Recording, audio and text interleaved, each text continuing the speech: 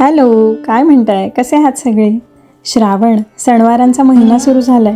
मी करते सेलिब्रेट, तुम्ही करताय ना? खरं तर आपली संस्कृती म्हणजे आपली ओळख, ती जपणं म्हणजे आपले संस्कार.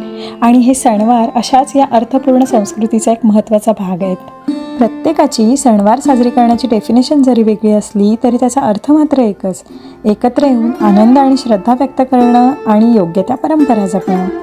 शीतळा सप्तमी ह्या सणाबद्दल मी तुम्हाला निवांत कधीतरी सांगेन, पण ह्या सणानिमित्त माझ्या घरी काही पारंपरिक पदार्थ केले जायचे, ते म्हणजे चुरम्याचा लाडू, आळूच्या पानाच्या वड्या, पापड, डाळ, भात, चपाती, भाजी.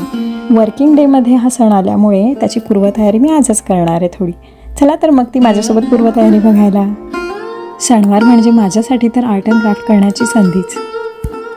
आणि वर्षभर low sugar, low calorie diet अशा प्रकार चालूच असतात.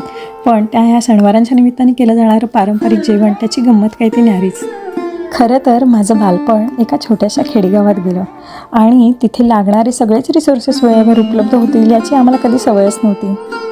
आणि त्यामुळेच माझ्या आई आणि आजीची कुठलाही सणवार आला की त्यानिमित्ताने केल्या जाणाऱ्या पारंपरिक पदार्थांसाठी लागणारी जी काही तयारी असेल ती करण्याची त्यांची लगबग उडायची. खरं तर लहानपणी नोटीस झालेली माझ्या आई आणि आजीची पूर्वतयारीची कन्सेप्ट मला वर्क लाईफ बॅलन्स करून सणवार साजरे करायला आजही उपयोगी पडते. आणि अजून एक महत्त्वाची गोष्ट ती म्हणजे सगळ्यांनाच सगळं वेळेवर उपलब्ध होईल असंही नाही. पण जे काही आहे आणि जितकं काही आहे त्यातून चांगलं घडवणं हे मात्र आपल्या हातात नक्कीच आहे. आणि हो, ते जर चांगलं घडवायचं असेल ना तर स्वतःची काळजी घेणं तितकंच महत्त्वाचं आहे बरं का. त्यामुळे योग्य खा, ॲक्टिव्ह राहा आणि थँक्यू.